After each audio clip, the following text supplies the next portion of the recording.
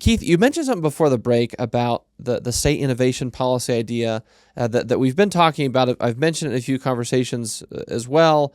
We've written about it. I actually had an op-ed in the Washington Examiner come out recently, along with a couple of co-authors here in Utah who've been great champions. We'll include all this kind of stuff in the show notes, but this idea of sort of empowering state innovation. But I want to connect it to the idea maybe first of sort of the consensus approach, the bipartisan approach, and maybe start there. That I actually was posting the coalition convening in Washington, D.C. a couple weeks ago that you all put together that I was able to come out for. Such a great time to be together in D.C. talking about these important issues. And I was posting about it on social media, and someone actually commented saying, hey, the essentially the dream of a true consensus-based bipartisan kind of policy effort just seems, I'm paraphrasing, just seems kind of out of reach in today's political climate. And I get it. It totally does. We seem very divided, very partisan just as a country. But I can't shake the feeling that this is maybe one of the few issue areas where there actually is more potential for true bipartisan collaboration to actually get something meaningfully done relative to other issues. Kind of a gut check question for you. Am I just up in the night? Am I just kind of being naive and overly optimistic, or is there something to it? I think you're onto something. I mean, as I shared before the break, we've talked to policymakers left, right, and center, to employers, to essentially anybody we can get to listen, and by the end of the conversation, nobody's saying, yeah, we should keep doing this. It really, we built this system not by accident, but it is a very piecemeal system. And the only people that for too long were looking at the whole picture were the families that were experiencing it. And so I think, as we elevate the stories of the families that are navigating this, of the practitioners like Martha O'Brien Center, like the pilot that's happening here in Utah, it's going to make the need to do something different that much more apparent. So I agree wholeheartedly that this can be something that we can all agree on. I've never met anybody that didn't want to see families thrive, and that's fundamentally what we're talking about here. Hey, Keith, one of the things that I found myself saying repeatedly in these conversations, whether it's part of the Beyond the Cliff Coalition or other coalitions or working groups that were part of it, or really any of these conversations, that I think when we get to the point, we will get to the point as a society, as a nation, where we're debating and disagreeing at times about what the right set of interventions are to fix this, that'll be a really good place to be, because once we're there, it will mean that we have sort of brought everyone on board to, as you just said, the status quo in our social welfare system is not acceptable long term. It's done a lot of good for a lot of people over the years, helping to alleviate material suffering, and yes, helping families get out of poverty, but there are still too many families that are kind of trapped and disincentivized from progression. And so I think getting sort of that consensus of there's a better way as a country to help people move away from poverty towards the American dream, and then now we're debating just the solutions of how to do it.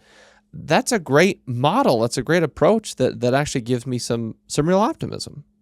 I agree. I don't know what I can even add to that other than to say that's absolutely the way that we're approaching this. That's why, I shared before, I think the first step is to just get folks educated, ensure that they understand the issue. And again, we haven't encountered anybody that didn't see this as a problem.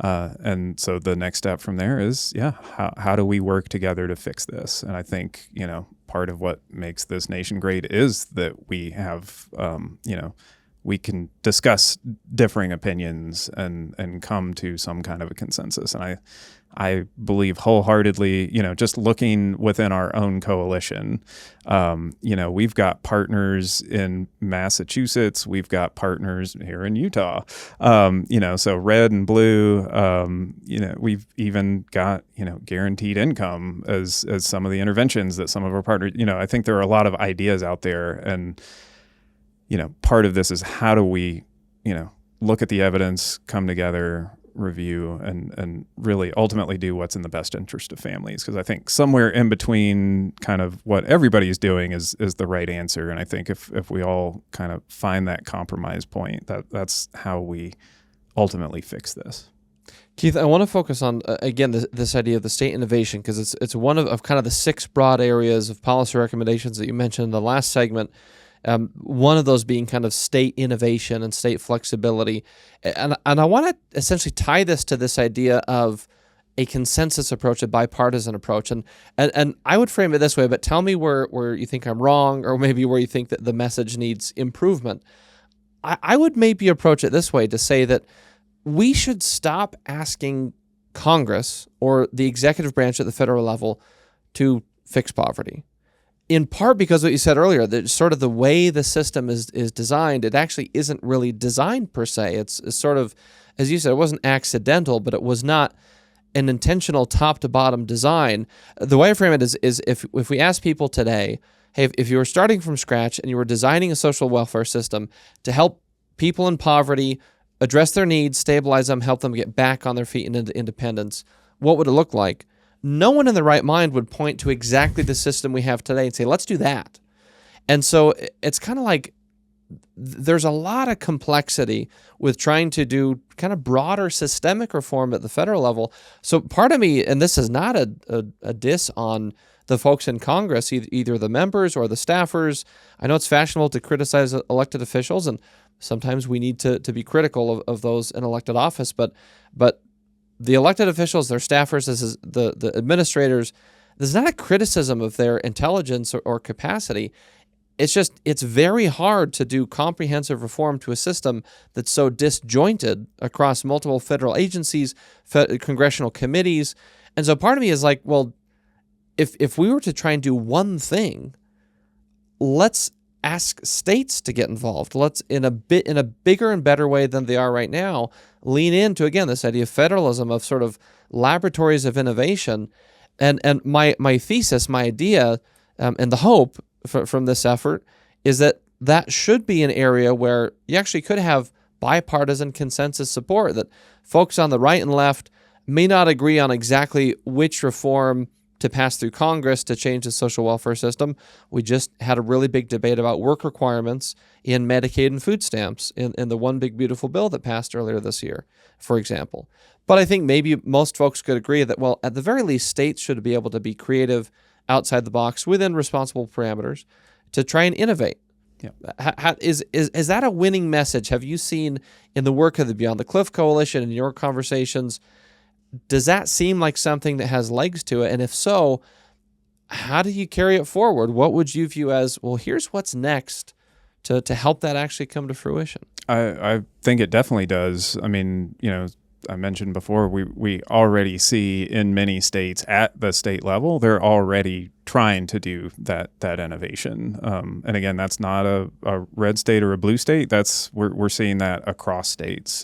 In Tennessee, the pilot that Martha O'Brien Center is running right now, that's funded through the state. It's in partnership with the state, and it's the state's hope that this will be something that we can hold up as this is a better way to do this. So I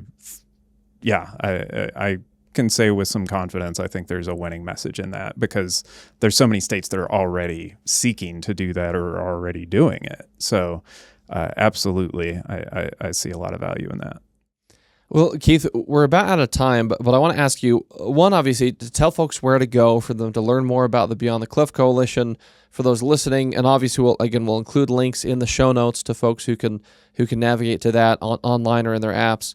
So just tell folks how to keep up with the work of the coalition, and then maybe lastly, what's next? What do you anticipate seeing? What is the coalition going to be trying to do over the next year or two moving forward?